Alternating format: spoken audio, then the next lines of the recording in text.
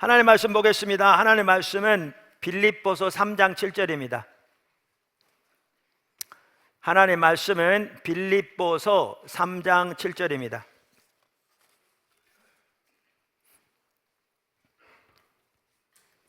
네, 하나님의 말씀은 빌립보서 3장 7절입니다.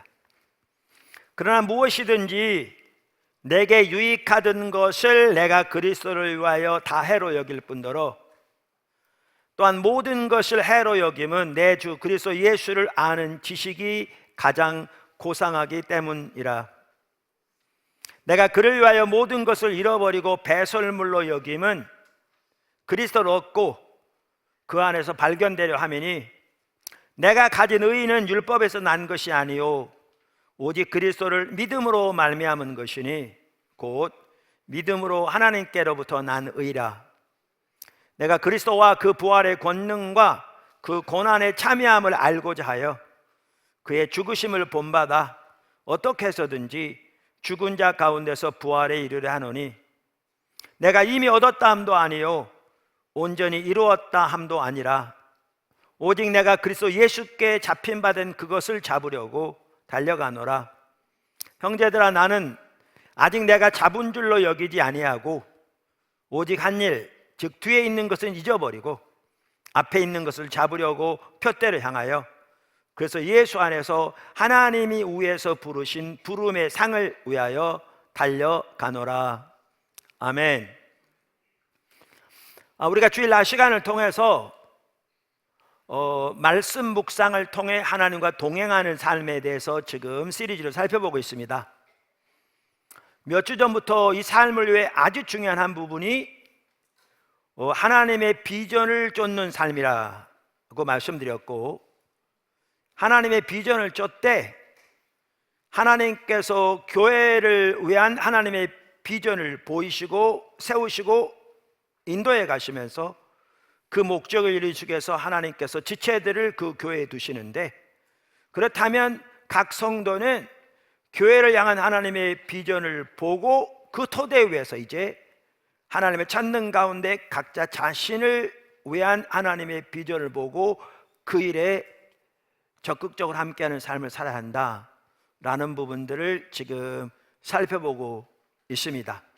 사실 그 삶을 살 때에 하나님이 함께 하시는 삶이 되고요, 하나님의 뒷받침이 있고요, 우리에게 가장 행복하고 보람이 있는 삶이 될 겁니다. 그래서 우리 모두가 그 삶을 살기 원하는데, 이 삶을 사는 데 핵심이 뭐냐면 결국 하나님의 얼굴을 구하는 것입니다. 그래서 오늘은 이제 그 부분을 살펴보려고 합니다. 물론 말씀 묵상에 있어서도 그 자세의 핵심은 결국 하나님의 얼굴을 구하는 것입니다. 그래서 우리가 다윗의 본보기를 살펴보았고 시편 119편 기자의 본보기도 이미 살펴보았습니다. 근데 하나님의 비전을 쫓는 삶에 있어서도 결국 하나님의 얼굴을 구하는 삶이 핵심입니다.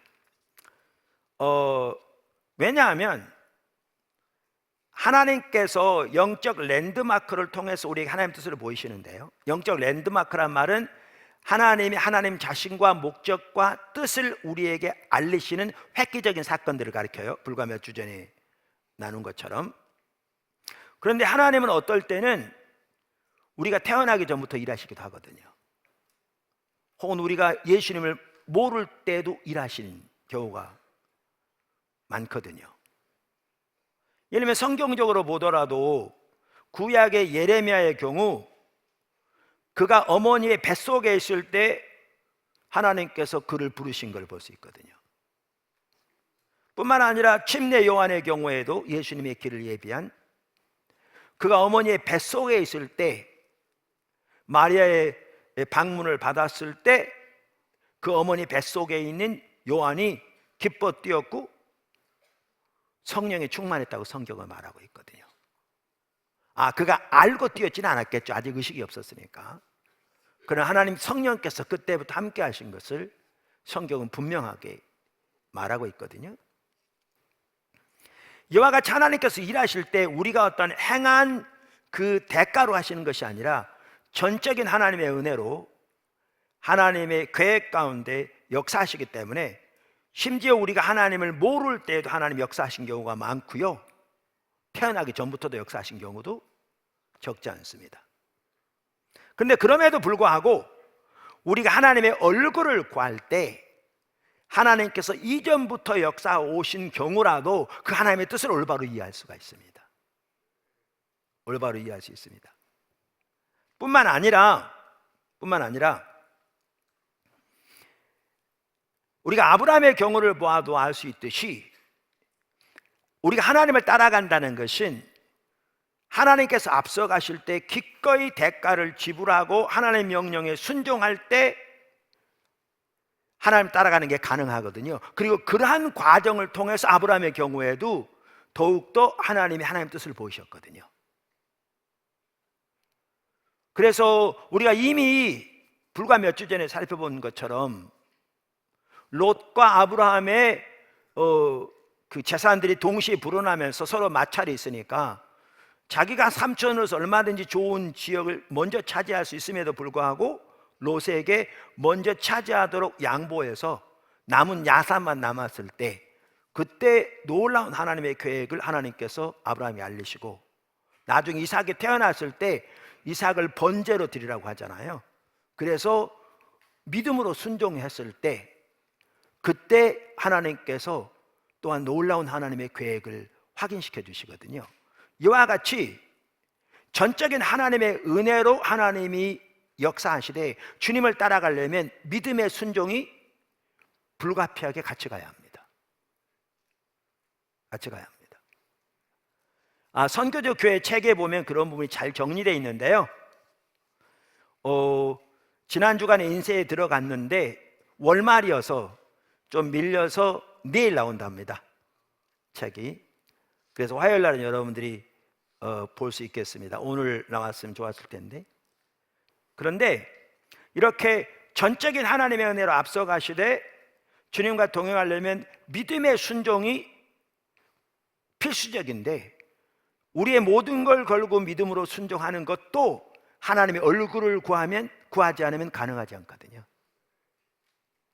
그러니까 하나님의 비전을 쫓는 삶에 있어서도 결국 하나님의 얼굴을 구하는 삶이 핵심입니다. 필수입니다. 그래서 오늘은 그 부분을 살펴보기 원하는데, 특별히 사도 바울의 삶을 본보기로 삼아서 살펴보려고 합니다. 사도 바울은 복음을 전하는 사도였습니다. 그러니까 오늘 제가 나눌 때 복음을 전하는 것과 관련해서 나눌 겁니다. 근데 여러분은 여러분의 삶에 그걸 적용해서 살펴보면 됩니다. 사업하는 사람은 사업가로서, 직장인이면 직장인으로서, 주부면 주부로서 그것을 적용해서 살펴보면 동일한 원리로 주님을 따라가되 우리 하나님께서 우리 각자를 부르신 그 하나님의 비전을 따라 각자의 자리에서 주님을 따라갈 수가 있는 것이죠. 할렐루야. 자, 첫째, 바울은 자신의 사역을 위한 하나님의 비전을 분명히 알았습니다. 바울은 자신의 사역을 위한 하나님의 비전을 분명히 알았습니다. 지난주 살펴본 대로 바울은 이방인을 위한 사도로서, 그 중에서도 교회의 털을 닦는 사도로서의 자신의 사역을 위한 하나님의 비전을 분명하게 알았습니다. 먼저 바울은 자신이 하나님의 사도인 것을 분명히 알았습니다. 로마서 1장 1절, 고린도전서 1장 2절, 고린도후서 1장 1절, 갈라디아서 1장 1절, 에베소서 1장 1절, 골로새서 1장 1절, 디모데전서 후서 1장 1절, 디도서 1장 1절 등을 보면 분명하게 알 수 있습니다. 물론 바울은 자신이 사도가 된 것이 전혀 자신 때문이 아니라 전적인 하나님의 은혜로 인한 것이었음을 분명하게 인식했습니다. 고린도전서 15장 9절, 에베소 3장 7절, 8절 등을 보면 알 수 있습니다. 그리고 바울은 사도이되 이방인을 위한 사도인 것을 분명하게 알았습니다. 로마서 1장 5절, 11장 13절, 15장 16절, 18절, 갈라디아서 2장 8절 9절, 에베소 3장 8절, 골로새 1장 27절, 디모데전서 2장 7절 등을 보면 알 수 있습니다. 제가 일일이 성경 구절들을 찾지 않는 이유는 성경이 너무나 많이 퍼져 있기 때문에 제가 찾지 않고 쭉 언급하고 있습니다. 사도 바울의 경우에는 지난주에도 본 것처럼 이방인을 위한 사도 중에서도 교회가 없는 곳에 교회의 기초를 놓는 사도인 것을 분명하게 알았습니다. 그러니까 이 사도 바울이 이 사실들을 알았다는 것이 매우 중요합니다. 왜냐하면 지난주에도 말씀드린 대로 바울이 이미 세워진 유대인의 교회에 가서 그들을 양육하는 일을 했어도 잘 했을 겁니다. 왜냐하면 사도 바울은 누구보다 유대인의 생리를 잘 알았거든요. 그런데 만약에 그렇게 했더라면 사도행전에 나오는 사도 바울을 통한 그 엄청난 역사들은 나타나지 않았을 겁니다. 왜요? 그는 하나님의 비전을 벗어나 있기 때문에요. 그래서 사도 바울의 경우에도 자신의 사역을 위한 이러한 하나님의 비전을 그가 분명하게 알았다는 것이 매우 중요합니다. 당연히 우리도 그래야 합니다. 예를 들면 고린도서 3장 6절 거기에 보면 이렇게 나오죠. 나는 심었고 아볼로는 물을 주었으되 오직 하나님께서 자라게 하셨나니. 그러니까 아볼로의 경우도 이방인을 위한 사도였거든요. 근데 여기에 보시면 바울은 심는 일을 위해서 하나님의 부르심을 받은 것이고요, 비전. 아볼로는 물을 주는 일을 위해서 이방인을 위한 교회의 사도로 부르심을 받았음에도 다른 걸 볼 수 있죠. 3장 10절에 이렇게 말합니다. 내게 주신 하나님의 은혜를 따라 내가 지혜로운 건축자와 같이 터를 닦아두매 다른 이가 그 위에 세우나 각각 어떻게 그 위에 세울까를 조심할지니라. 사실 두 개 같은 말이에요. 비유만 다른 비유를 쓰는 거예요. 첫 번째 비유는 씨를 뿌리고 물을 주는 비유로 드렸고요, 이번에는 건물을 짓는 비유인 거죠. 사도 바울은 기초를 놓는, 그러니까 교회가 없는 곳에 복음을 전해서 교회의 기초를 놓는 사도로 자신의 사역을 위한 하나님의 비전을 선명하게 이해하고 있고요, 예를 들면 아볼로 같은 경우에는 그 기초 위에 세워가는 것이죠. 이와 같이 사도 바울은 자신의 사역을 위한 하나님의 비전을 분명하게 알았습니다. 반복적으로 말씀드린 대로 이게 우리에게 매우 중요합니다. 두 번째,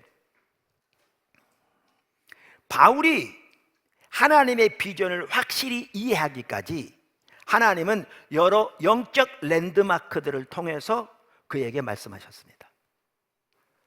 그러니까 하나님의 비전을 우리가 이해하는데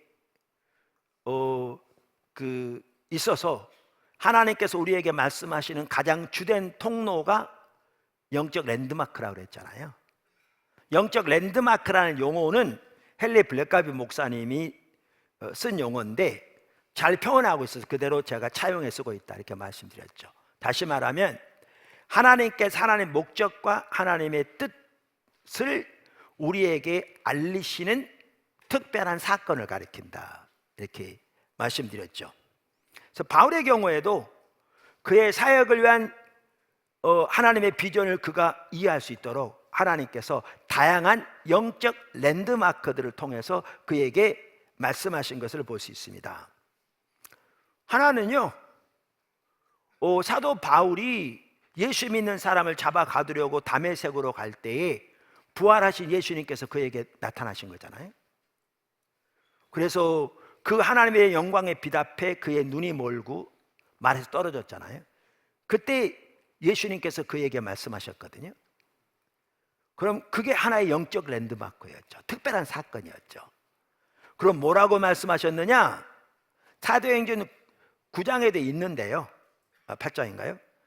사도행전 26장에 보면 나중에 사도 바울이 예루살렘에 올라가서 왕들 앞에서 증언하면서 그때 예수님께서 자기에게 뭐라고 말씀하셨는지를 말하는 내용이 있거든요. 거기에 보면 이렇게 써 있습니다. 사도행전 26장 16절. 일어나 너의 발로 서라. 내가 네게 나타난 것은 곧 네가 나를 본 일과 장차 내가 네게 나타날 일에 너로 종과 증인을 삼으려 함이니 이스라엘과 이방인들에게서 내가 너를 구원하여 그들에게 보내어 그 눈을 뜨게 하여 어둠에서 빛으로 사탄의 권세에서 하나님께로 돌아오게 하고 죄 사함과 나를 믿어 거룩하게 된 무리 가운데서 기업을 얻게 하리라 하더이다. 보세요. 예수님이 바울에게, 그 당시 사울에게 임하셔서 앞으로 그가 어떤 일을 할 것인가를 말씀하십니다. 이게 하나의 중요한 영적 랜드마크였습니다. 근데 이 하나만 가지고는 전체를 모르거든요. 우리가 이미 영적 랜드마크 성격을 살펴본 것처럼. 그런데 하나님은, 혹은 예수님은 아나니아를 통해서도 말씀하십니다. 하셨습니다. 그래서 우리가 잘 아는 대로 이렇게 눈이 멀어서 사람들 손에 이끌려서 다메섹에 들어가서 기도하고 있었잖아요. 금식하면서. 그런 상황에 있을 때 하나님께서 혹은 예수님께서 아나니아에게, 그 다메섹에 있던 성도 중에 한 사람인 아나니아에게 찾아오셔서 이 사울에 대해서 말씀하세요. 가서 기도해 주라고. 그래서 아나니아에 가서 기도해 주잖아요. 그래서 치유받게 되고 성령을 충만하게 되고 예수님 영접하고 침례받고 구원받게 되는 거거든요. 그런데 그때 아나니아에게 이 사울이 어떤 사람이 될 건가를 말씀하세요. 당연히 아나니아가 그것을 사울에게 나눴겠죠. 이렇게 말씀하세요. 사도행전 9장 15절. 주께서 이르시되 가라. 이 사람은 내 이름을 이방인과 임금들과 이스라엘 자손들에게 전하기 위하여 택한 나의 그릇이라. 아까 하나님께서 사울에게 말씀하신 것과 정확하게 일직선상에 있는 걸 볼 수 있어요. 이게 영적 랜드마크가 그렇거든요. 그런데 여기 한 가지 더해져요. 더 구체화되죠. 핍박의 문제. 16절. 그가 내 이름을 위하여 얼마나 고난을 받아야 할 것을 내가 그에게 보이리라 말씀하시죠. 시간이 지나면서 하나님께서 영적 랜드마크들을 통해서 바울에게 말씀하시되 성경을 통해서도 말씀한 걸 볼 수 있어요. 우리가 말씀드린 대로 하나님께서 우리에게 하나님의 비전을 보이실 때 그 사용하시는 주된 통로 중에 하나가 성경이라고요. 성경이라고요. 바울의 경우에도 그랬어요. 어디를 보면 알 수 있는가? 두 군데를 보려고 하는데요. 하나는 사도행전 13장 46절에서 48절이에요. 그러니까 비시디아 안디옥에 있을 때 바울이 유대인들에게 복음을 전하는데 유대인들이 안 받아들이고 핍박을 해요. 그러니까 사도 바울이 이방인에게 간다 그러면서 그들에게 하는 말이에요. 이 말이. 자, 46절 이렇게 말합니다. 바울과 바나바가 담대히 말하여 이르되 하나님의 말씀을 마땅히 먼저 너희에게 전할 것이로되, 지금 유대인들이 하는 말이에요. 너희가 그것을 버리고 영생을 얻기에 합당하지 않는 자로 자처하기로 우리가 이방인에게로 향하노라. 그러면서 보십시오. 주께서 이같이 우리에게 명하시되, 여기 뭐라고 그러냐면 주께서 이같이 우리에게 명하시다 그랬어요. 그러면 어떻게 명하셨다는 거예요? 그 다음에 명하시다 이렇게 나온 말이 있잖아요. 이 나온 말씀이 구약 성경을 인용하고 있는 거예요. 구약 성경 이사야 49장 6절, 이사야 42장 6절에 나오는 말씀이에요. 그러니까 주께서 이같이 우리에게 명하시되, 그리고 뭘 말하느냐? 구약 성경을 인용해요. 그러니까 이걸 보면 뭘 할 수 있냐면 하나님께서 성경을 통해서 그들에게 혹은 그에게 하나님의 뜻을 분명하게 보이신 걸 볼 수 있어요. 영적 랜드마크죠. 할렐루야. 그러면서 이렇게 말해요. 주께서 이같이 우리에게 명하시되 내가 너를 이방의 빛으로 삼아 너로 땅끝까지 구원하게 하리라 하셨느니라 하니, 이방인들이 듣고 기뻐하여 하나님의 말씀을 찬송하며 영생을 주시기로 작정된 자는 다 믿더라. 아까 보시면 유대인과 이방인에게 보낸다고 그랬어요. 왕들 앞에도 보낸다고 그랬고요. 그래서 바울의 경우에는 당연히 유대인도 섬겼어요. 가는 곳마다 유대인들에게 먼저 말씀을 전하기도 했고요. 그 다음에 왕들 앞에 서기도 했고요. 그런데 시간이 지나면서 그의 사역이 점점 이방인에게 포커스로 맞춰지는 걸 볼 수 있어요. 주님께서 성경을 통해서 그의 사역을 향한 하나님의 비전을 더 쩌렷이 보이시고요. 그리고 그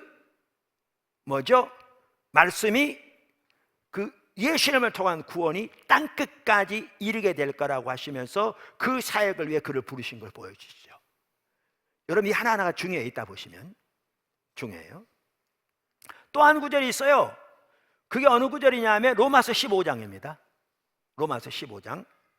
그러니까 로마서는요, 사도 바울이 소아시아 지역에서 복음을 다 전했어요. 그러니까 거의 이제 더 전할 데가 없을 만큼. 그래서 그 점 조금 나옵니다만은 그 전부터 기도해 오는 대로 이제 로마 교회에 가서 그들과 믿음을 공유하고 서로 유익을 얻고 또 주님 안에 세워지고 이들의 파송을 받아서 스페인까지 가서 유럽까지 가서 복음을 증거하기 원했어요. 그래서 하나님이 그동안 자기를 인도하신 것을 전반적으로 지금 소개하고 있는 게 로마서예요. 교리적인 부분뿐만 아니라. 그리고 15장에서는 뭘 하냐 하면 하나님께서 그동안 자기를 통해서 해오신 사역들을 지금 소개해요. 그게 지금 여기 나와요. 그럼 여기 보십시오. 15장 17절 이렇게 말합니다. 그러므로 내가 그래서 예수 안에서 하나님의 일에 대하여 자랑하는 것이 있거니와 그리스도께서 이방인들을 순종하게 하기 위하여 나를 통하여 역사하신 것 외에는 내가 감히 말하지 아니하노라. 그 일은 말과 행위로 표적과 기사의 능력으로 성령의 능력으로 이루어졌으며 그리하여 내가 예루살렘으로부터 두루 행하여 일루리곤까지 그리스도의 복음을 편만하게 전하노라. 소아시아 지역에 편만하게 복음이 증거되게 되었다. 그를 통해서 전하노라. 또 내가 그리스도의 이름을 부르는 곳에는 복음을 전하지 않기를 힘썼노니 이는 남의 터 위에 건축하지 아니하려 함이라. 기록된 바, 다시 기록된 바 그랬잖아요. 이게 구약 성경에 나온 내용이에요. 이사야서에 나온 내용입니다. 그러면서 주의 소식을 받지 않는 자들이 볼 것이요 듣지 못한 자들이 깨달으리라 함과 같으니라. 그러므로 또한 내가 너희에게 가려하던 것이 여러 번 막혔더니. 자, 여기 보실래요? 아까 제가 뭐라고 말씀드렸냐면 사도 바울은 사도이고 이방인을 위한 사도인데 이방인을 위한 사도 중에서도 복음이 증거되지 않은 곳에 예수님을 전해서 교회에 기초를 놓는 사도로서의 자신의 사역을 위한 하나님의 비전을 충실하게 따라 순종해 왔어요. 근데 이 구절을 보면 성경 말씀을 통해서 그에게 하나님 비전을 보신 걸 볼 수 있어요. 여기 보면. 그래서 그는 이미 복음이 전파되고 교회가 세워진 건 안 가기로 했었어요. 왜요? 그의 사역을 위한 하나님 비전이 안 맞았으니까요. 그래서 아까 보시면 동일한 이방인을 위한 사도로 돼 자신과 아볼로의 사역을 위한 하나님 비전이 다른 걸 보여줘요. 아까 두 가지 예를 들어서. 그래서 여기 보면 우리는 뭘 볼 수가 있는가 하면 하나님이 영적 랜드마크들을 통해서 하나님이 하나님의 뜻을 의중을 보이시되 그 주된 통로로서 성경을 통해서 이렇게 하신 걸 볼 수 있어요. 할렐루야. 그 외에 여러 영적 랜드마크들이 있는데요, 한 가지만 더하면 사도 바울이 주님을 따라갈 때에 그의 삶에 많은 핍박이 있을 것을 아까 아나니아를 통해서도 말씀하셨잖아요. 성령을 통해서 동일하게 바울에게도 말씀하신 걸 볼 수가 있어요. 그게 어디 나오냐면 사도행전 20장에 나와요.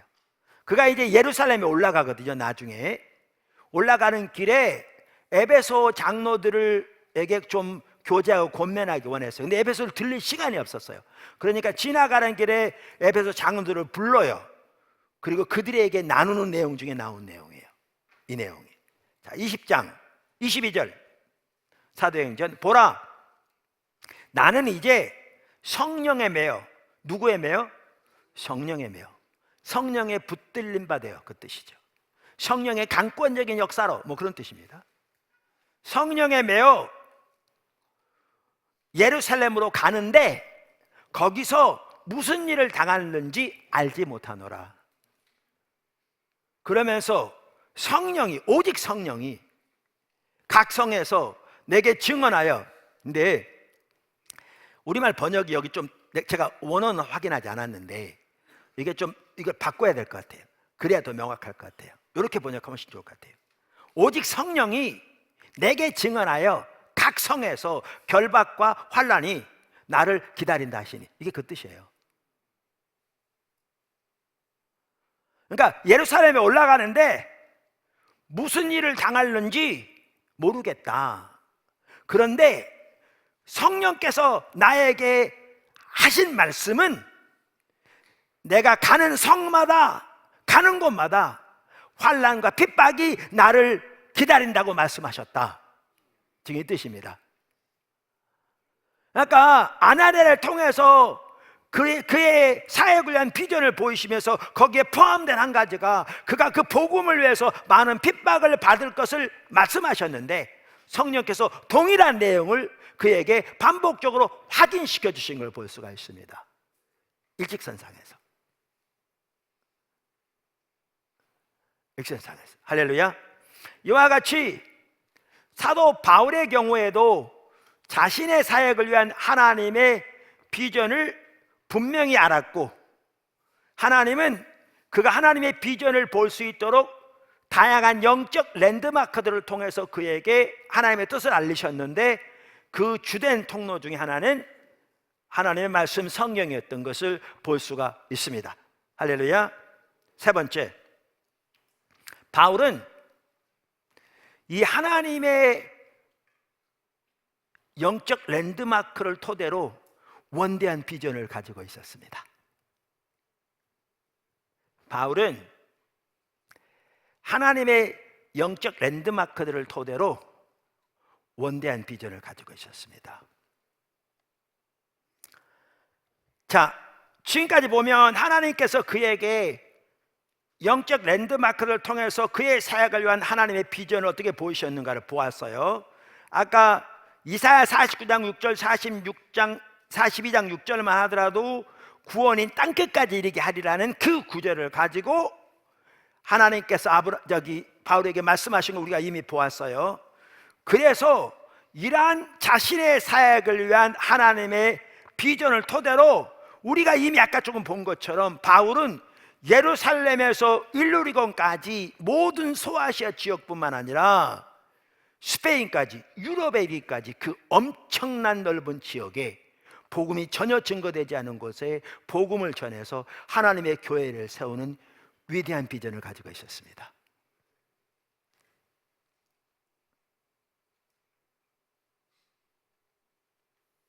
오늘날 적지 않은 하나님의 백성들이, 심지어 목회자들이, 선교사들이 하는 경우가 자기가 비전을 세웁니다. 나는 이런 비전을 가지고 있습니다. 나는 이런 계획을 가지고 있습니다.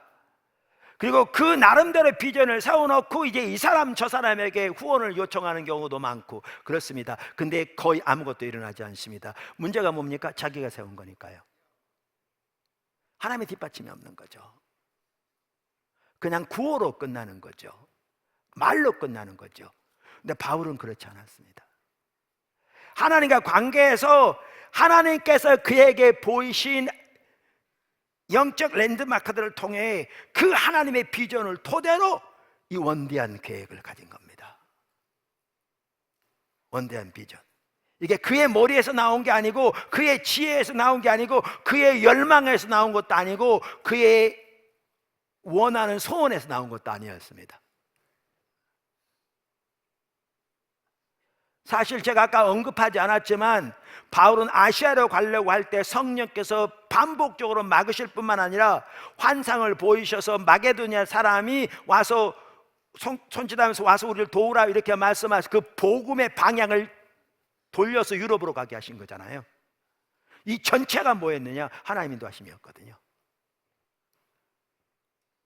이 하나님의 인도하심 가운데서 이 원대한 비전을 가지게 되었습니다. 저는 우리가 그래야 한다고 믿는 사람입니다.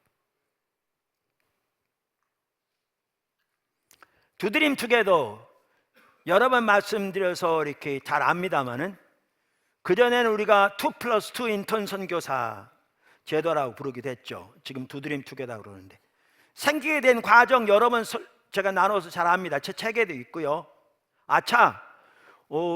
포도나무교회 지체라면 반복적으로 말씀드립니다마는 제가 쓴 책은 한 번 이상은 꼭 읽으셔야죠. 네, 부지런히 길을 배우시고 그냥 읽는 정도가 아니라 20권 가까이 됩니다. 조금 이따 또 몇 권 더 나오면 더 늘어날 거고. 이건 우스갯소리인데요. 어떤 한 성도가 포도나무께 오겠다고 그랬더니 어머님이 그러셨대요. 너 거기 가면 목사님이 쓴 책 다 읽고 배워야 돼. 그랬더니 그 성도님이 그렇게 하겠다고 그랬대요. 근데 너 알아? 목사님이 계속 책을 써. 그분 오셔 신앙생활 잘하고 계세요. 네. 적절한 하나님이 함께하고 계시고. 네. 여러분 나눠 잘 압니다마는 우리 그 한 자매가 이제 단기 선교 준비를 해서 교회가 하나님의 인도를 따라 분배할 때 중앙아시아 지역으로 2년 선교를 갔어요. 그런데 포도나무 교회에서 하나님 중심적인 삶, 태도, 자세, 또 하나님 얼굴을 구하는 삶, 주님의 인도를 따라 섬기는 삶을 훈련되다 보니까 열매가 귀하게 나타나는 거예요. 그랬더니 우리 팀들이 그 지역을 방문하니까 여러 선교사님들이 그러는 거예요. 단기 선교 오면 단기 선교사들 뒤치다거리 하는 너무 힘들어서 안 좋아하는데 포도나무 교회 젊은이들은 받을 테니까 제발 좀 보내달라는 거예요. 여기저기서. 그래서 우리가 2명을 또 파송했어요. 1년. 그런데 아까도 말씀드린 대로 전에 말씀드린 대로 그렇게 하나님 중심적으로 살기를 추구하는 젊은이들이 가니까 이제는 어른도 하지 못하는 일들이 나타나는 거예요. 하나님이 특별히 어린이 사역, 젊은이들 사역 가운데. 그러면서 선교사님이 이 일을 계속 좀 해달라 그렇게 요청을 한 거예요. 그러다 보니까 우리가 이게 연장선상에 있어야 되니까 뭐 나올 때 인수인계하고 나오고 이래가지고는 잘 되지 않을 것 같아서 2명을 버리고 6개월 만에 2명을 보낸 거예요. 그러면 6개월 동안 같이 있다 보면 이제 인수인계가 될 거니까. 그리고 2명이 오면 다시 2명을 보내고 이래서 2+2가 생긴 거예요. 맨 처음에. 근데 하나님 참 놀라우게 함께 하셨죠. 그래서 이제 확대되기 시작했는데 어떤 일이 있었냐면 그때 그 새물교 선교회 세계 선교대 2차 선교대회였을 거예요. 그때 전체 주제가 단기 선교였어요. 주로 지금 말한 이런 부분을 다루는. 그래서 하루는 이렇게 권역별로 여기저기서 모여서 이렇게 같이 토론하고 이야기하는데 그때 KWMA 사무총장이신 조용중 선교사님도 같이 함께 하셨어요. 한 팀이 내 사무실 바로 옆에 있는 교실에서 모이는 거였어요. 그 팀이 주로 미주 권역을 가지고 같이 논하는, 거기에 사무총장님도 계셨어요. 그래서 사무실 옆에 있어서 거길 갔어요. 제가 거기 가서 나누는 중인지 가는 길에 그랬는지 제가 보기에는 복도인데 뭐 가서 그런 것 같아요. 나누는 중에 제 눈에 뭐가 보였냐면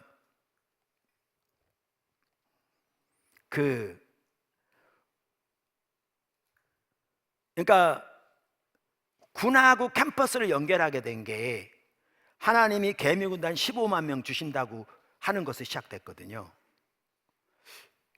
선교의 본관 건물 지으려면 개미군단 몇천 명이면 되는데 왜 하나님이 15만 명이라고 그러셨지? 물론 기도 중에 어떤 감동을 주었다고 뭐 작은 숫자까지 정확하고 이런 건 아니라도 큰 수를 말하는 거잖아요. 근데 오늘 갑자기 그걸 생각하는데 뭐야? 그때 군선교 교역자 한 650명, 대학 캠퍼스 한 350개 대학, 개미군단 10만 명만 모집하면 이들을 매월 100만 원씩 지원해서 그러면 군과 캠퍼스를 연결해서 이 전체가 돌아갈 것 같더라고요. 그리고 이렇게 하나님이 역사하시면 누가 그 비전에 한 달에 10,000원 후원하는 거 못하겠나? 이게 내 눈에 보인 거예요. 그래서 그거를 얘기하기 시작하면서 결국 과정을 거쳐서 청년 선교가 세워지게 된 거거든요. 지금 전군을 섬기다시피 하고 캠퍼스에 지금 간사들 막 세우기 시작하고. 근데 그날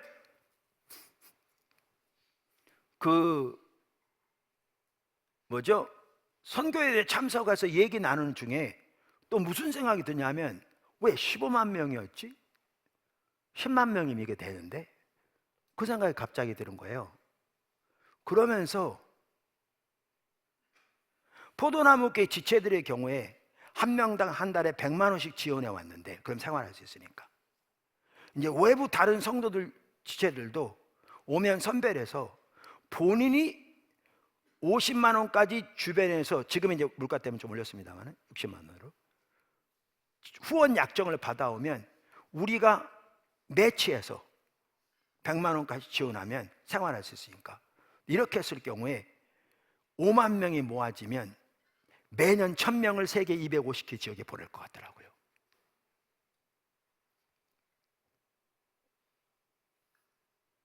그게 제 눈에 보인 거예요. 그런데 지난주에도 나눈 것처럼 5년 전에 앵코에 세계 선교 전략회의 할 때, 폐예배 때 하나님이 강력하게, 그냥 일반 예배였는데 저 같은 찬양하는데 저에게 임하시면서 매년 1,000명이 세계 250개 지역으로 젊은이들이 나가게 되면 그들이 언어를 배우고 민족을 섬기고 선교적 마인드를 가고 선교사를 도움해서 놀라운 선교 활동들도 어른들이 못하는 일이 되어지고, 그들이 돌아와서 삶의 모든 현장에 선교적 삶을 살아가면서 귀한 열매들이 나타나는데, 이게 되어지면 우리나라 다음 세대가 근본적으로 돌이켜질 것 같더라고요. 근데 젊었을 때 그렇게 기도하게 하셨던, 한 나라도 빼놓지 말게 해달라고 기도하게 하셨는데, 그날 성령이 강력하게 임하셔서 이게 이루어지면 한 나라도 빼놓지 말게 해달라고 기도하게 하신 그 기도가 응답될 거 선명히 보이더라고요. 강력하게 말씀. 그래서 나누고 지나갔거든요. 근데 지난번에 나눴잖아요. 이번에 안식을 가는데 비행기 안에서 성령께서 강력하게 임하시면서, 비행기 안에서 강력하게 임하신 게 별로 없습니다. 주로 영화 봅니다, 저는.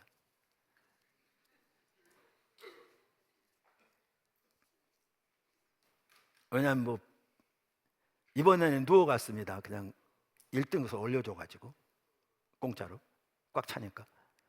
그런데 그 이코노미에서 사실 책도 못 보고 다 어렵거든요. 그런데 성령께서 강력하게 임하시면서 그걸 상기시켜 주시더라고요. 매년 1,000명 250개 지역에 나가면 젊어서 또 한 나라도 빼놓지 말게 해달라고 기도한 기도가 응답되게 선명히 보여지면서 저에게 무슨 마음 주시냐면, 청년 선교 홈페이지에 그거를 대대적으로 내세우라고 그러더라고요. 뭐처럼? 아브라함의 하늘의 별 바다의 모래처럼, 이미지처럼. 그 하나가 그에게 향한 하나님의 약속이 그 속에 함축된, 그리고 그걸 바라보고 기도하게 하신 것처럼, 그렇게 주여 한 나라도 빼놓지 말게 하옵소서, 매년 1,000명을 세계 250개 지역에. 그래서 제가 바로 문자 보내가지고 올리라고 했거든요.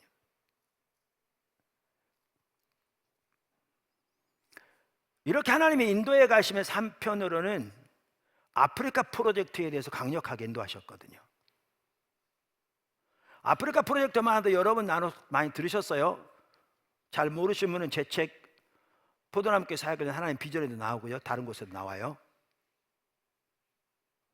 아프리카는 한 선교단체하고 연결되어지면서 그 선교사님 같이 연합해서 그분들이 네트워크가 있어가지고 연결된 나라들에서 내셔널, 전체 국가적인 컨퍼런스를 하고, 리저널, 지역적인 컨퍼런스도 하고, 훈련도 하고, 거기다 필요하면 신학교도 세워서 처음부터 철저하게 하나님 중심적인 신학 과목들과 우리 인도하신 양육 과목들이 너무나 중요하거든요. 하나하나가 십자가 부분 시작해서 그렇게 이들을 훈련시키고, 그 다음에 그때 한참 연결되는 게 아프리카 전체에서 여러 나라에서 어린이 사역하면서 정말 많은 열매가 맺는 그 단체가 연결되게 하셨거든요. 그래서 교회 개척을 할 때 어린이 사역이 같이 가고, 근데 그 나라를 살리려면 복음뿐만 아니라 살리려면 농업 같은 게 살아서 농업, 기술, 그다음 비즈니스 미션 이런 것들이 같이 가면 교회뿐만 아니라 복음뿐만 아니라 그 나라들이 살 것 같더라고요.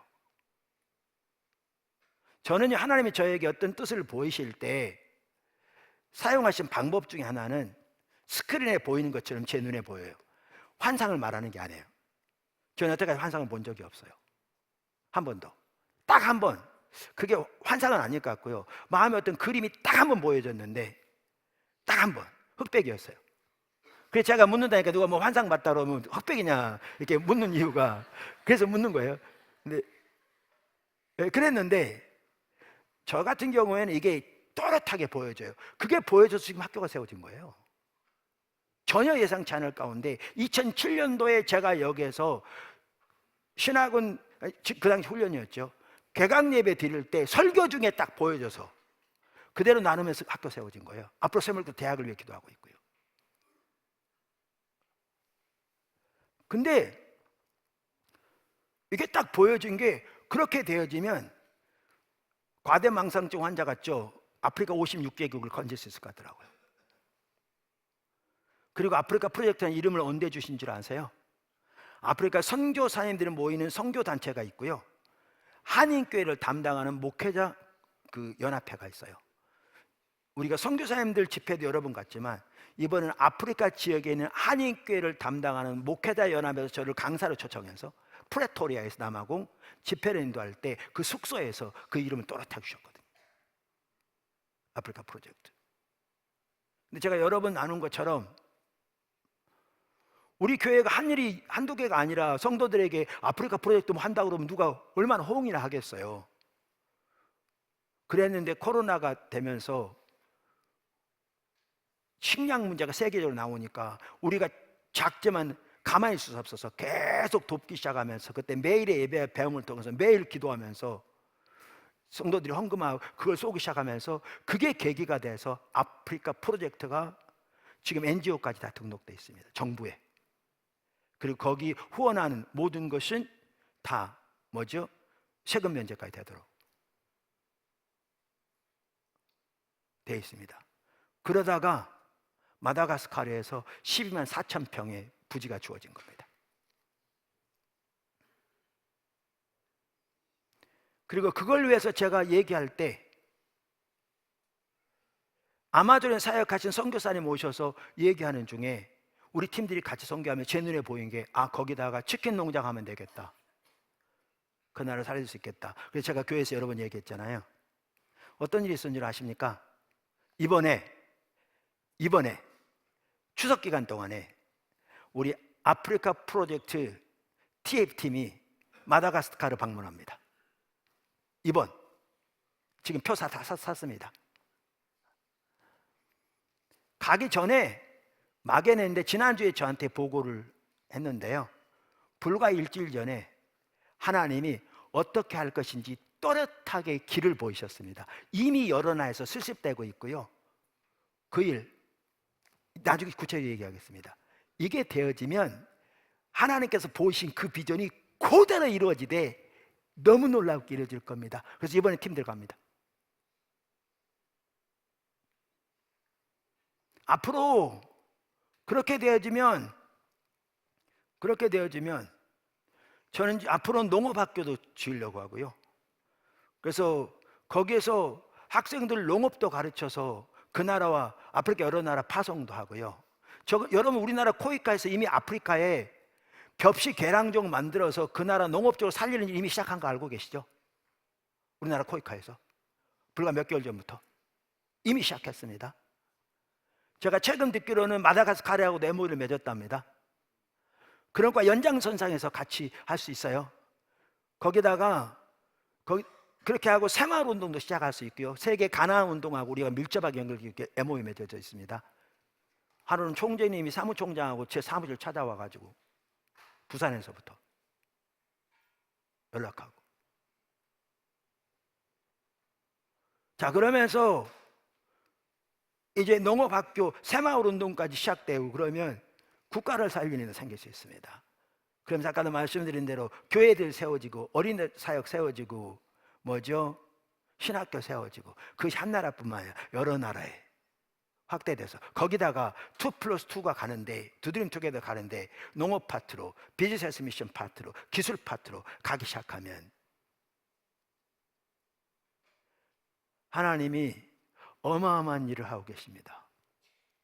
우리나라 군과 캠퍼스 전체 연결시키고, 캠퍼스에 지금 맨 땅에 해당합니다만 상당한 학교에서는 매우 귀하게 자리 잡기 시작하고 있거든요. 십자가 보험으로 그들 무장시키고 그들을 열방에 보내고, 그리고 학교에서 초등 고등학교 선교원부터 너무나 귀하게 잘 자라고 있고, 이번에 국제학교 시작합니다. 글로벌 스쿨, 바인 글로벌 아카데미라고 하게 됐습니다.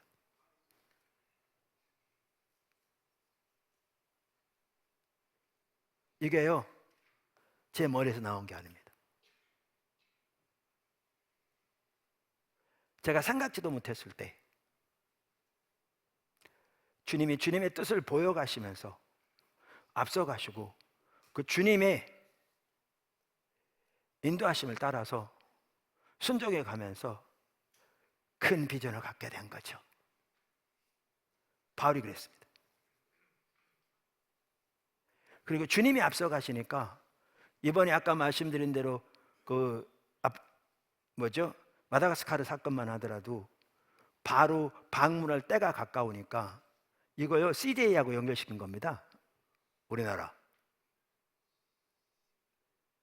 나중에 구체적으로 얘기하겠지만, 여러 나라에서 이미 검증된 방법입니다. 이미. 그래서 하나님께서 이렇게 주도권을 잡으시고 시간에 맞춰서 구체적으로 인도해 가시면서 이끌어 가시는 거죠. 상관없이, 우리의 힘 여력과 상관없이. 그래서 말씀드린 대로 바울은 하나님의 영적 랜드마크를 토대로 큰 비전을 가졌습니다. 이게 그의 머리에서, 그의 생각에서 나온 비전이 아니었습니다. 그래서 그것이 중요했습니다. 그래서 우리가 계속 지난 몇 주 전부터 나눈 것처럼, 하나님께서 하나님의 교회를 세우시되 이렇게 영적 랜드마크를 통해서 하나님의 비전을 이루어 가시고, 그 비전을 이루시기 위해서 사람들을 교회에 도와시면서 각자 사역을 위한 하나님의 비전을 보이신다고요. 이번에도 이제 나중에 더 구체적으로 말씀드릴 텐데, 이 일을 이루어지는데 포도나무교회 지체인 성도, 우리 지체 중에 한 사람 혹은 몇 사람, 그들에게 보이신 하나님의 비전과 이게 연결되어지면서 이게 펼쳐가기 시작하거든요. 나중에 구체적으로 말씀드릴 텐데, 지금 나눈 내용들이.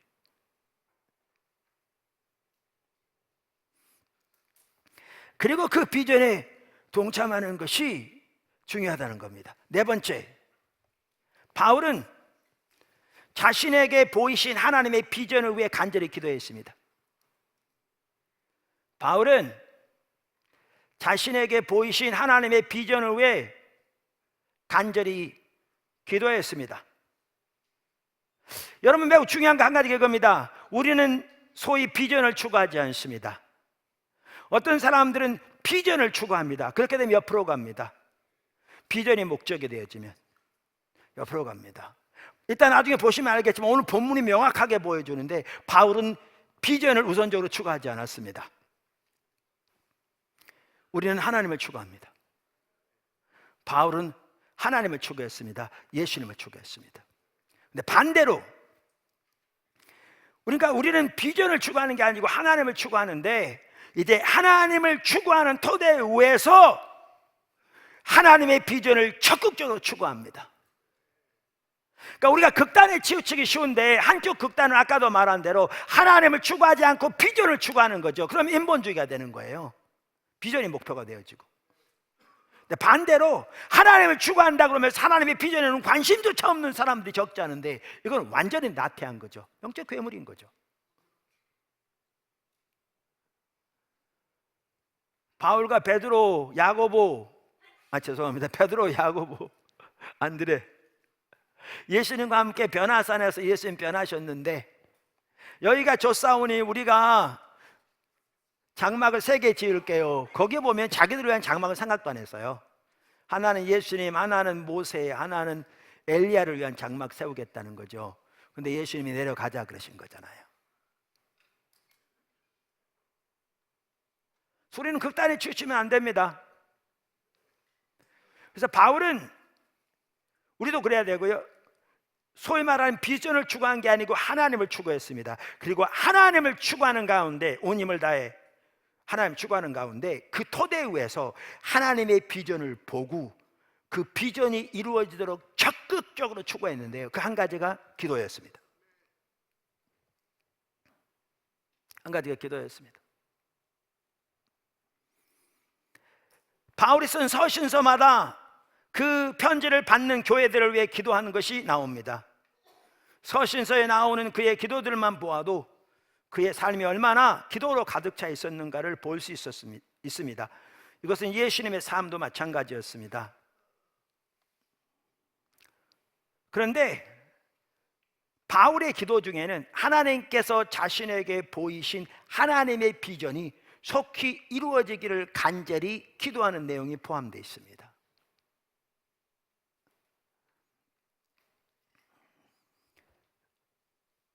아까 로마서 15장에 보면 사도 바울이 그 로마 교회에 그 하나님께서 자신에게 보이신 하나님의 비전에 나눴잖아요.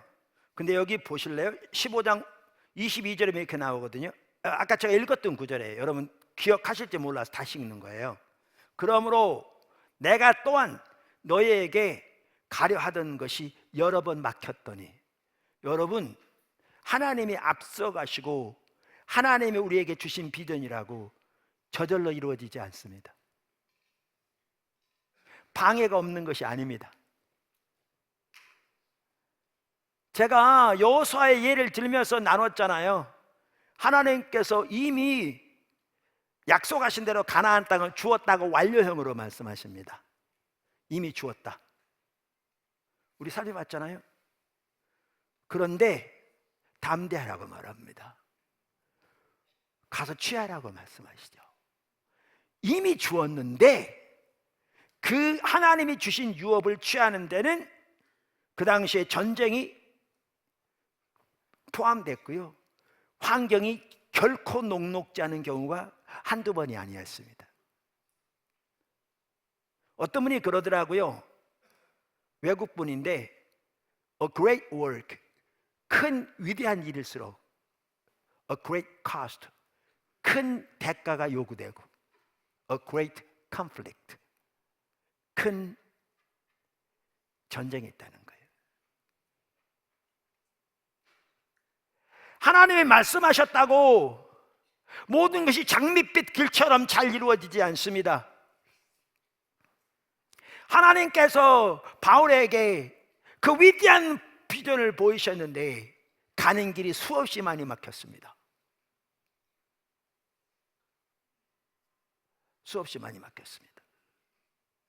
우리가 하나님의 비전을 보고 따라갈 때 하나님이 인도하시고 하나님이 보이시고 심지어 하나님이 이미 주셨다고 말씀하셨다고 해서 모든 것들이 저절로 이루어지지 않습니다. 거기에 많은 영적 싸움이 있을 수 있고, 사탄은 더 싫어하겠죠. 많은 대가지불이 요구되고. 그렇습니다. 그런데 그 상황에서 바울이 한 핵심적인 한 가지가 뭐였냐면 기도하는 거였습니다. 하나님의 뜻이 이루어지도록.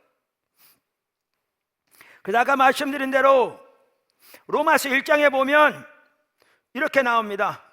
9절 10절. 내가 그의 아들의 복음 안에서 내 심령으로 섬기는 하나님이 나의 증인이 되시거니와 항상 내 기도에 쉬지 않고 너희를 말하며, 로마 교회, 고린도 교회 여러 교회들을 위해서 늘 기도했습니다. 그 마음에 눌리는 것이 있다. 교회들을 위해서. 그런데 그 중에 하나 또 뭐였느냐? 하나님의 비전이 이루어지기를 위해 구하는 거죠.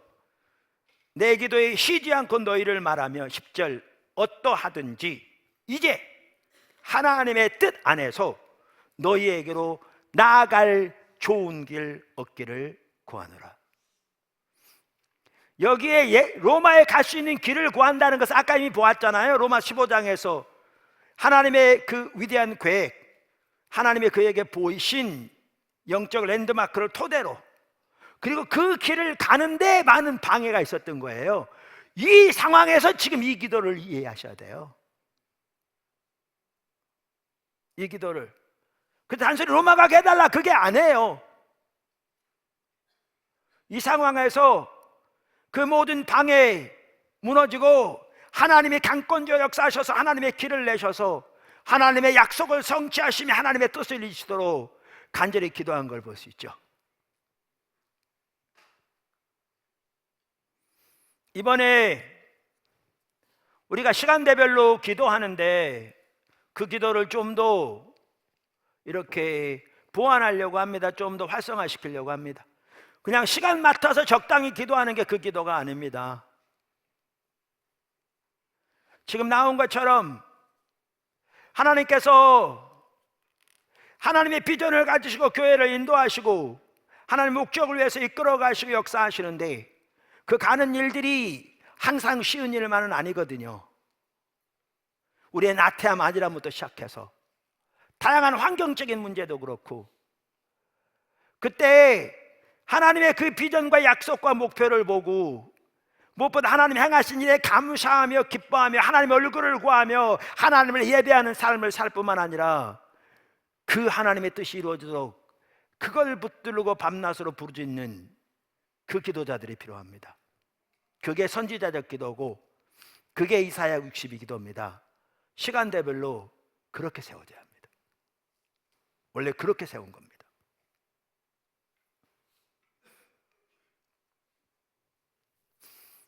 그리고 우리가 모여서 335 시간 나는 대로 때로는 주모로라도 그렇게 기도해야 합니다.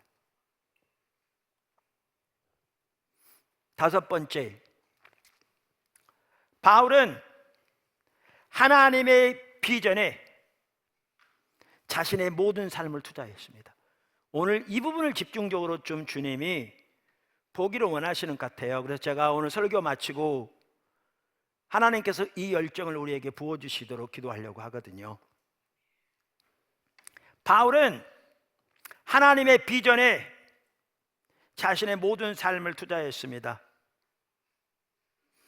바울은 자신의 눈앞에 하나님의 원대한 비전이 또렷이 보였기 때문에 그 하나님의 뜻이 비전이 이루어지도록 간절히 기도할 뿐만 아니라 그것이 이루어지도록 그 일에 자신의 모든 것을 투자했습니다. 이게 열정입니다. 그는 이렇게 고백했습니다. 사도행전 20장 23절, 아까 읽었던 구절인데요. 오직 성령이 각 성에서 내게 증거하여 결박과 환난이 나를 기다린다 하시나 나의 달려갈 길과 주 예수께 받은 사명 곧 하나님의 은혜의 복음을 증거하는 일을 마치려 하면은 나의 생명을 조금도 귀한 것으로 여기지 아니하노라. 이따 들겠지만 오늘 읽은 본문 말씀 보실래요? 그 하나하나의 말 속에 그 하나님의 목적을 위한, 하나님의 비전을 위한 그의 열정이 들어 있습니다. 어떤 분 말대로 구멍가게 하나 해도요 열정이 없으면 안 된다고. 열정이 없으면 안 됩니다. 구멍가게 하나 하는데도 열정만 가지고는 안 됩니다. 항상 극단들이 있는데요, 열정은 누구보다 뛰어난데 자기중심적인 삶이 내려지지 않으면 열정이 자기를 내세우고 다른 사람을 지배하고 다른 사람을 통제하고 자기의 목적을 위해서 열정을 가지고 일하는 사람 많거든요. 그 사람들 수많은 사람들 상처 주고요, 어렵게 만들고요. 하나님이 망칩니다. 영적인 괴물들이죠. 반대로 그러한 게 없다고 해서 열정이 없는 그 사람들을 통해서는 어떤 일도 일어나지 않습니다. 우리 포도나무교회 아동부, 중고등부 교사들 참 귀하게 잘 섬기고요. 샘물교 기도학교, 초등학교, 중고등학교 교사들 외부에서 누가 와서 보고 가서 교육 관련에 일하는 분들도요, 저에게 칭찬합니다. 정말 귀하게 잘 섬긴다고. 잘하고 있습니다. 근데 제가 가끔 얘기하거든요.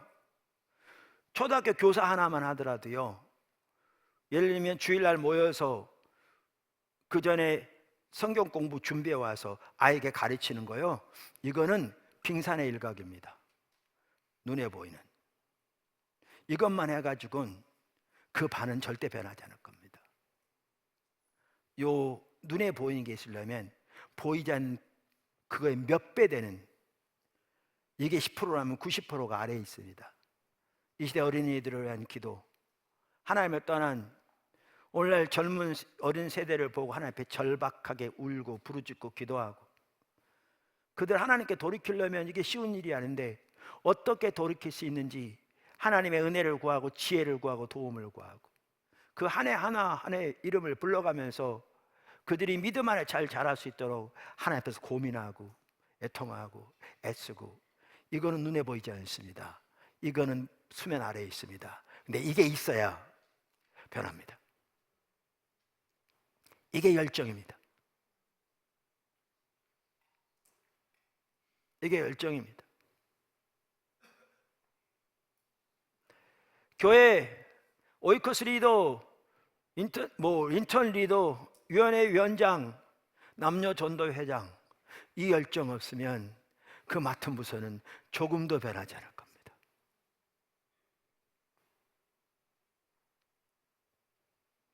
이게 사실인지 모르겠습니다. 저는 교양이면 이렇게 사실 근거가 없는 얘기들은 잘 안 전하려고 노력합니다. 요즘 인터넷 같은 데 보면 뭐 그럴듯하지만 정말 말도 안 되는 얘기 많이 떠돌거든요. 저는 일단 무시합니다. 제 아내가 그런 얘기 저한테 보내면 이런 거 보내지 말라고 그럽니다.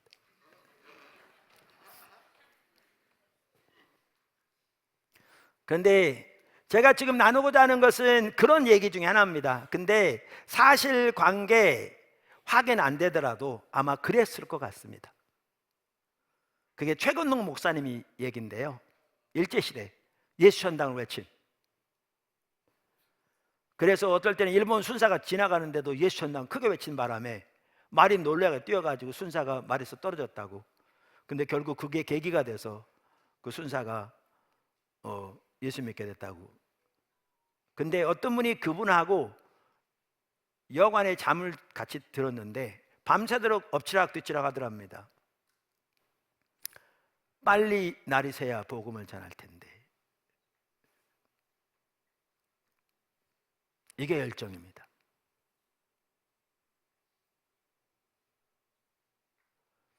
조지 바나가 그러더라고요. 영적 리더십에서 중요한 세 가지를 C를 가지고 말하는데, 코, 더 부르심이죠. 여기 이제 아마 비전을 말했더라면 비전이 같이 들어가겠죠. 비전이. 그 다음에 캐릭터, 성품. 십자가 복음의 삶을 살길 추구하면 성품이 빚어지겠죠. 그 다음에 또 하나 C로 하는 건데 competencies, 능력인 거죠. 근데 사실 그렇더라고요. 조그만 일 하나 놓고도 하나님의 비전을 떨어치 보고 주님을 따라가면서 하나님 중심적으로 삶이 빚어질 뿐만 아니라 그 일을 능히 감당할 수 있는 능력을 가진 사람 진짜 찾아보기 힘들거든요. 그들이 리더들인데.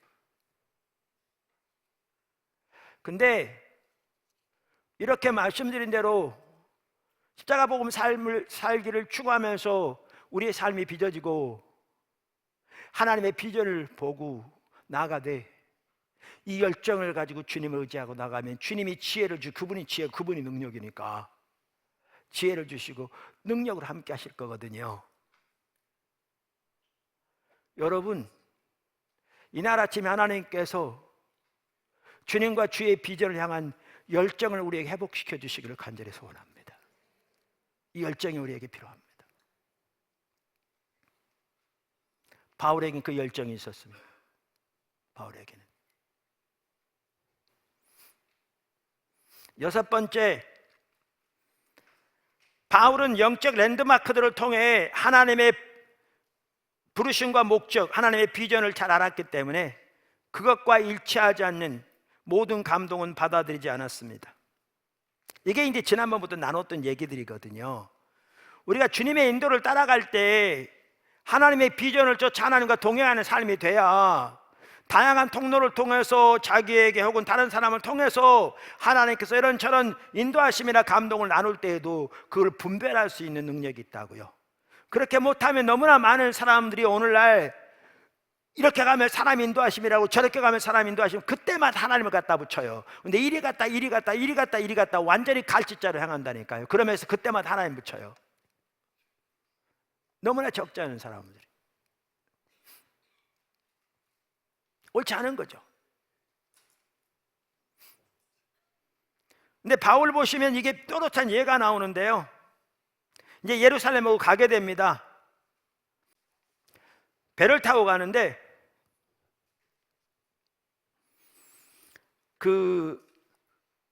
구브로에 이제 배가 선적하느라고 그리고 하역하느라고 일주일 동안 멈추거든요.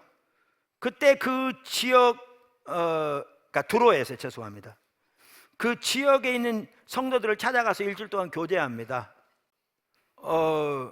성도들이 성령의 감동으로 바울에게 예루살렘 올라가지 말라고 그러는 거예요. 제가 읽어보겠습니다. 사도행전 21장 3절, 구브로를 바라보고 이를 왼편에 두고 수리아로 항해하여 두로에서 상륙하니 거기서 배의 짐을 풀려 함이로라. 제자들을 찾아가서 거기서 일주일을 머물더니 그 제자들이, 복수입니다, 여러 명이겠죠, 제자들이 성령의 감동으로, 누구의 감동으로? 성령의 감동으로 바울더러 예루살렘에 올라가지 말라 하더라. 그런데 바울은 이제 와서 이제 또 어디에 오냐 하면 가이사랴에 옵니다. 가이사랴가 그 당시에 총독의 집무실이 있던 곳이거든요, 해변가에. 지금도 가이사랴 가보시면 바울이 거기에서 재판을 받았던 그 옛날 자리도 이렇게 남아있고 그래요. 혹시 가보시면. 그 가이사랴에 왔을 때 거기에 빌립 집사가 살고 있었는데 내 딸들이 예언하는 사람이라고 성경이 써 있어요. 예언 은사가 강했다는 얘기죠. 그리고 당대에 매우 잘 알려진 선지자인 혹은 예언자인 아가보가 거기에 와 있었어요. 근데 그들 모두가 성령의 감동으로 바울에게 예루살렘 올라가지 말라고 그래요. 울면서 이렇게 말합니다. 사도행전 21장 8절, 이튿날 떠나 가이사랴에 이르러 7 집사 중 하나인 전도자 빌립의 집에 들어가서 머무르니라. 그에게 딸이 넷이 있으니 처녀로 예언하는 자라. 여러 날 머물러 있더니 아가보로 하는 한 선지자가 유대로부터 내려와 우리에게 와서 바울의 띠를 가져다가 자기 수족을 잡아매고 말하기를, 성령이 말씀하시되 예루살렘에서 유대인들이 이같이 이 띠 임자를 결박하여 이방인의 손에 넘겨주리라 하거늘 우리가 그 말을 듣고 그곳 사람들과 더불어 바울에게 예루살렘으로 올라가지 말라 권하니. 그러면서 거기에 보면요, 울면서 올라가지 말라고 그러거든요. 자, 그럼 여기 보십시오. 쭉 읽어보시면 사도 바울이 왜 울면서 나를 괴롭게 하느냐, 나는 잡힐 것뿐만 아니라 목숨을 잃는 것도 나는 주저하지 않는다, 이렇게 말해요. 쭉 읽어보시면. 근데 여기 보세요. 한두 사람도 아니고 여러 명이 개인의 생각이 아니라 성령의 감동으로 올라가지 말라고 그러는 거잖아요. 근데 바울은 그 모든 걸 무시하고 올라가잖아요. 어떻게 보면 누구보다 성경에 보면 예언을 멸시치 말라고 말한 장본인이 바울이거든요. 어긴 것 같잖아요.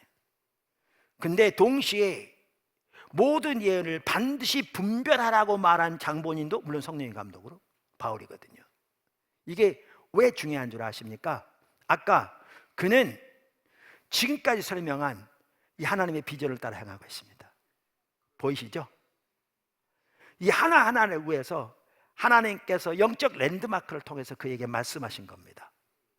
근데 그 영적 랜드마크 중에 하나가 뭔 줄 아십니까? 내가 성령에 매어 예루살렘에 가는데, 아까 거기서 어떤 일을 만날지 내가 알지 못한다. 오직 성령이 내게 증언하여 이르기를 각 성에서 환난과 핍박이 나를 기다린다 하시니, 주의 일을 마치려 하면은 내가 목숨까지도 기꺼이 아깝지 않게 생각한다. 이렇게 말했잖아요. 자, 그러면 이러한 전체적인 하나님의 인도하신 가운데 순종에 가는 가운데 이 말을 들었을 때 너무나 자명하게 볼 수 있는 게 뭐예요?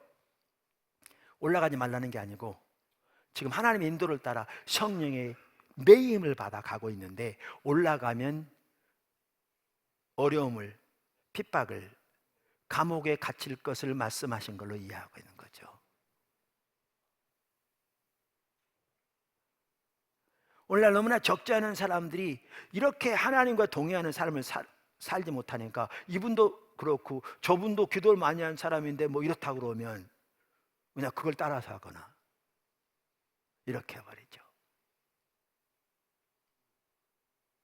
그리고 실제로 바울이 예루살렘에 올라가 잡히잖아요. 잡힌 날 밤에 예수님이 직접 그에게 나타나십니다. 그러면서 너희가 이곳 이들 앞에 서야 되는 것처럼 가이사 시저 앞에도 서게 될 거다. 이렇게 함으로 바울이 올라온 게 하나님의 뜻이었음을 확인시켜 주십니다.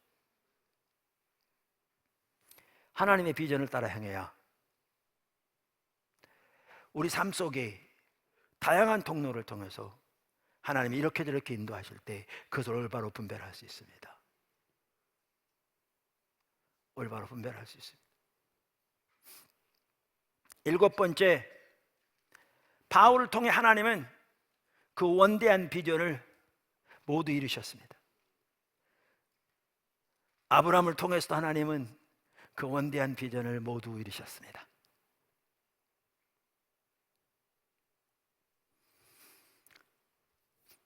바울이 쓴 서신서 중에 그가 순교를 앞두고 쓴 서신이 3가지가 있죠. 우리가 목회서신이라고 그러는데 그게 디모데 전후서, 디도서입니다. 그 디모데 후서 4장에 보면 이렇게 사도 바울이 고백합니다. 관제와 같이 벌써 내가 부음이 되고 나의 떠날 기약이 가까웠도다. 그가 죽음이 다가오고 있는 걸 지금 알고 있습니다. 지금 로마의 감옥에 갇혔죠. 네로 시대 순교하잖아요. 그 바로 직전입니다. 내가 선한 싸움을 싸우고 달려갈 길을 마치고 믿음을 지켰으니 이제 후로는 나를 위하여 의의 면류관이 예비되었으므로 주 곧 의로우신 재판장이 그날에 내게 주실 것이니 내게만 아니라 주의 나타나심을 사모하는 모든 자에게니라. 여기 보면 사도 바울이 뭐라고 말하느냐면, 내가 지금 떠날 기약이 곧 다가왔는데 지금까지 선한 싸움을 다 싸웠고 달려갈 길을 다 마쳤다, 이렇게 말합니다. 여러분 이 말을 어떻게 이해하십니까? 여러분 이 말을 그가 죽는 그날까지 신앙 안 버리고 그냥 믿음 지켰다 이 뜻으로 생각하십니까? 저는 그게 아니라고 생각합니다. 그는 하나님을 찾고 추구하는 가운데 하나님의 비전을 보고 그 뜻이 이루어져서 기도할 뿐만 아니라 아까 살펴본 대로 자기의 모든 삶을 들여 순종하면서, 그래서 하나님께서 소아시아 쪽뿐만 아니라 유럽에까지 그 어마어마한 지역에 복음이 증거되게 하셨는데 그거 다 이루었다는 겁니다. 예수님께서 십자가에 돌아가시면서 다 이루었다 이렇게 말씀하셨는데, 여러분은 그 말이 예수님의 십자가 부활을 통한 구속, 그거 다 이루셨다고 생각하는 걸, 그러니까 말씀하신 걸로 이해합니까? 당연히 그걸 포함되겠죠. 저는 이렇게 생각합니다. 하나님께서 예수님을 이 땅에 보내신 그 하나님의 뜻이 다 이루어졌다, 그 뜻입니다. 리더십에 대해서 귀한 사람으로 이제 세상적인 말로 흔히 리더십의 대가라고 부르는 사람들이 중에 한 분이 로버트 클린턴 교수라고 했습니다. 빌 클린턴이라고 부르기도 하고, 풀러 교수였습니다. 지금 은퇴하셨습니다. 아주 귀한 분입니다.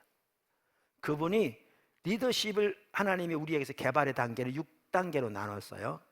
성품을 빚어가시고 능력을 빚어가시고, 그러면서 5단계가 뭐냐면 우리말로 수렴이라고 번역되는데 convergence라는 겁니다. 둘이 합해진다는 겁니다.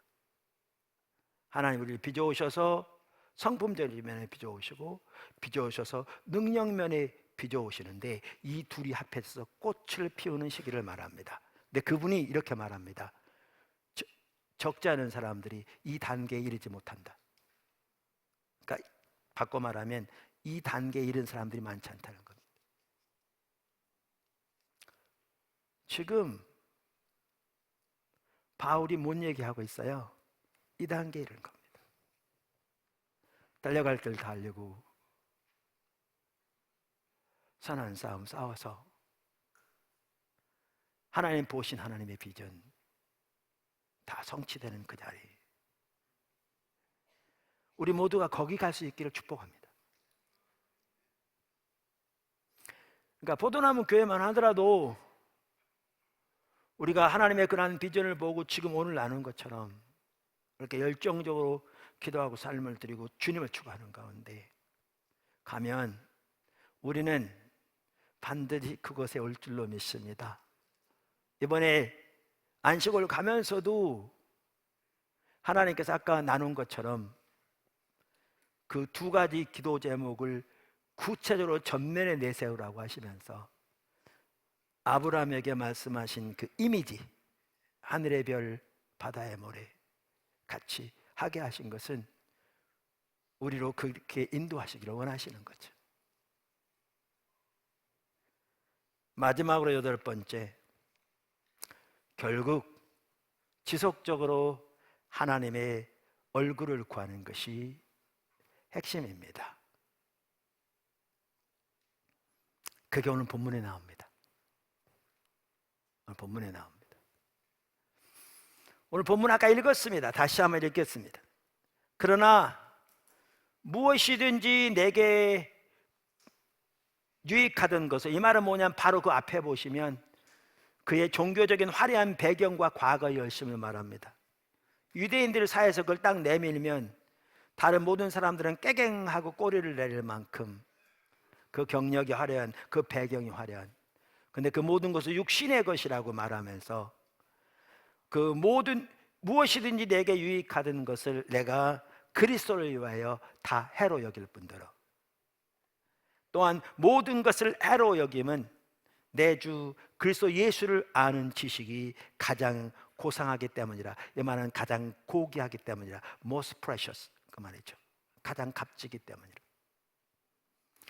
내가 그를 위하여 모든 것을 잃어버리고 배설물로 여김은 그리스도를 얻고 그 안에서 발견되려 함이니. 보십시오, 그의 한 가지 목표는 주님을 아는 것입니다. 끝까지. 아까 나눈 대로 내가 가진 의의는 율법에서 난 것이 아니오 오직 그리스도를 믿음으로 말미암은 것이니 곧 믿음으로 하나님께로서 난 의라. 내가 그리스도와 그 부활의 권능과 그 고난의 참여함을 알고자 하여 내가 알기를 위해 달려간다. 근데 여기 보십시오, 그리스도를 위해 알기를 달려간다 뿐만 아니라 그 부활의 능력을 실제로 살면서 경험적으로 더 알기를 원한다, 그 뜻이잖아요. 근데 거기에 머무르지 않습니다. 뭐라고 그래요? 그 고난의 동참함을 알기 원한다. 말씀드린 대로 우리의 구속을 이루는 고난은 예수님만 감당할 수 있었습니다. 그리고 그분이 십자가에서 모든 것을 once for all, 단번에 영원히 완성하셨습니다. 근데 십자가 부활을 통해 이루신 구속의 역사가 사람들에게, 모든 창조 세계의 모든 사회 가운데 나눠지고 거기에서 구현되고 실현되기 위해서는 누군가가 주님의 고난에 동참하는 것이 필요합니다. 심지어 여러분 가족에게 복음 전하는 것도 대가지불이 없이 못합니다. 이 고난에 동참하는 것을 우리 모두가 해야 할 일입니다. 사도 바울은 주님을 알기를 그토록 열망할 뿐만 아니라 그 부활의 능력을 살면서 실제적으로 경험하기를 그토록 열망할 뿐만 아니라 이렇게 하나님의 뜻이 이루어지도록 기꺼이 그 삶에 동참하되 그 예수님의 고난에 동참하는 것도 더 알기를 열망했습니다. 이게 그의 열정입니다. 아까 그 전에 나온 한마디 한마디가 그의 열정을 지금 담은 것이.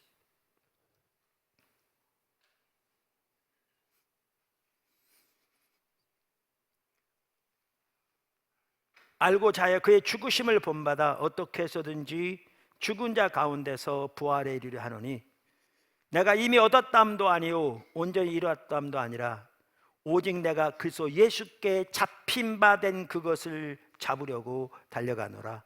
형제들아, 나는 아직 내가 잡은 줄로 여기지 아니하고 오직 한 일, 즉 뒤에 있는 것은 잊어버리고 앞에 있는 것을 잡으려고 푯대를 향하여, 그래서 예수 안에서 하나님이 위에서 부르신 부름의 상을 위하여 달려가노라. 여기에 푯대, 앞에 있는 것, 부르심의 상, 저는 이게 하나님의 비전이라고 믿습니다. 내용을 보면 알지만, 그러니까 하나님의 얼굴을 구해야 저 같은 경우에도 영적 랜드마크를 통해서 하나님의 비전이 또렷이 보이시고요, 지속적으로 하나님의 얼굴을 구해야 그것이 내 눈앞에 선명히 보이더라고요. 하나님의 얼굴을 구하지 않으면 이론적으로 알지 몰라도요, 비전이 흐려져요. 바울처럼 하나님을 아는 것 혹은 예수님을 아는 것이 그의 유일한 목표와 목적이었고 그게 그의 모든 것이었는데, 이제 그 토대 위에서 바로 부르심의 상급, 푯대, 그의 사역을 한 하나님의 비전, 그걸 토대로 한 그 하나님의 그 엄청난 하나님의 계획, 그걸 위해 달려갔습니다. 그게 우리가 해야 할 일입니다. 그 자리로 하나님께서 포도나무 교회를 부르고 계십니다. 여러분 모두가, 제가 더욱더 그 자리에 설 수 있게 되기를 주님의 이름으로 축원합니다. 기도하겠습니다.